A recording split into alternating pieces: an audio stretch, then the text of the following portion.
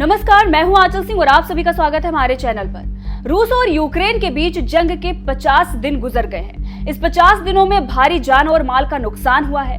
कईयों ने इस जंग की वजह से अपनी जिंदगियां गंवा दी हैं, तो कईयों की जिंदगियां अभी भी दांव पर लगी हुई हैं और ये मौत के साए में जीने को मजबूर हैं। जंग कब खत्म होगी, पूरी दुनिया के लिए एक अहम सवाल है, क्योंकि दोनों ही देश झुकने को तैयार नहीं है। इस वीडियो में हम आपको बताएंगे कि ये जंग आगे कितनी खतरनाक हो सकती है और अभी तक इतिहास में हुए कत्लेआम और आतंकी हमले की तुलना अगर इस जंग से की जाए तो ये कितना बड़ा है।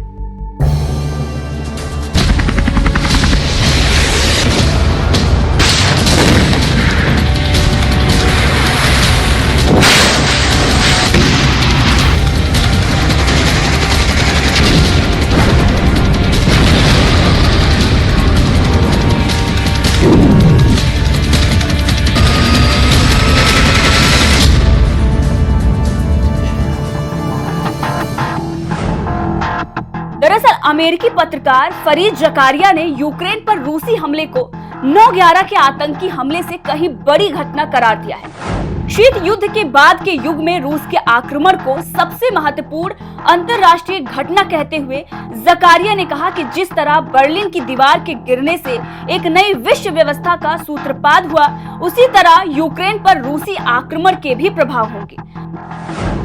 फरीद जकारिया से जब पूछा गया कि क्या रूसी राष्ट्रपति व्लादिमीर पुतिन सोवियत संघ को पुनर्जीवित करना चाहते हैं, इस पर फरीद जकारिया ने जवाब दिया कि रूस अंतिम बहुराष्ट्रीय साम्राज्य है जो विघटन के दौर से गुजरा है। रूस का यूक्रेन के बिना सबसे महान बनने का विचार असंभव है।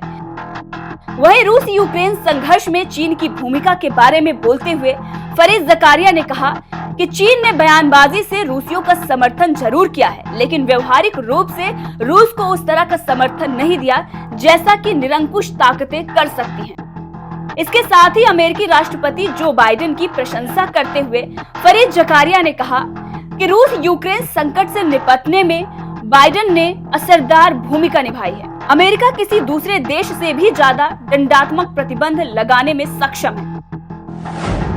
वहीं इस जंग से जो आर्थिक मंदी के हालात पैदा हुए हैं, इसके हवाले से जब फरीद जकारिया से सवाल किया गया कि रूसी अर्थव्यवस्था प्रति व्यक्ति सकल घरेलू उत्पाद यानी कि जीडीपी में 20% की गिरावट सामना कर रही है, क्या इससे पुतिन का मन बदल जाएगा? इस सवाल के जवाब में जकारिया ने कहा नहीं, क्योंकि वो एक तानाशाह है, लेकिन वो एक बड़ी कीमत चुका रहे और रूस को दुनिया से अलग थलग करना जारी रहेगा। वही ये पूछे जाने पर कि क्या भारत जैसे देशों को उस तरह का चुनाव करना होगा जो शायद शीत युद्ध के दौर में उन्होंने किया था, फरीद ने इस पर कहा कि मुझे नहीं लगता कि भारत उस तरह के दबाव का सामना कर रहा है, क्योंकि आज शीत युद्ध के दौर की तुलना में भारत कहीं ज्यादा शक्तिशाली देश है। भारत के पास दोनों रास्ते हैं। वो पश्चिम के साथ अच्छे संबंध बनाए रखते हुए रूस के साथ उचित संबंध बनाए रखने में सक्षम होगा। भारत को जिस मूल रणनीतिक वास्तविकता से निपटना है वो चीन का बढ़ता प्रभाव है। अमेरिकी पत्रकार फरीद जकारिया ने आगे कहा कि चीन का उदय सीधे भारतीय सुरक्षा और उसके राष्ट्रीय हित के लिए खतरा है। 30-40 साल तक एक ही विदेश नीति रखने का कोई मतलब कैसे हो सकता है? भारत के लिए मेरी बातों का असली सार यही है कि आप अपने वास्तविक राष्ट्रीय हितों में कार्य करें। वहीं आपको बता दें कि रूस चीन का एक छोटा साझेदार भी है, तब भारत को अपने राष्ट्रीय हितों के बारे में कैसे सोचना चाहिए? इस सवाल के जवाब में जकारिया ने कहा कि मैं कभी कभी दिल्ली के अभिजात वर्ग को ये कहते हुए सुनता हूँ कि पश्चिम कैसे ढहता जा रहा है और पूर्व का सूरज उदय हो रहा है और भारत उस पर दांव लगाने जा रहा है। जब आप अपने बच्चों को चीन के विश्वविद्यालयों में पढ़ने के लिए भेजना बंद कर देंगे, तब मैं सहमत हो जाऊंगा कि आप असल में इस पर विश्वास करते हैं। इस मामले की सच्चाई ये है कि एक समाज के रूप में भारत खुले लोकतंत्र से डील करने में ज्यादा सहज है।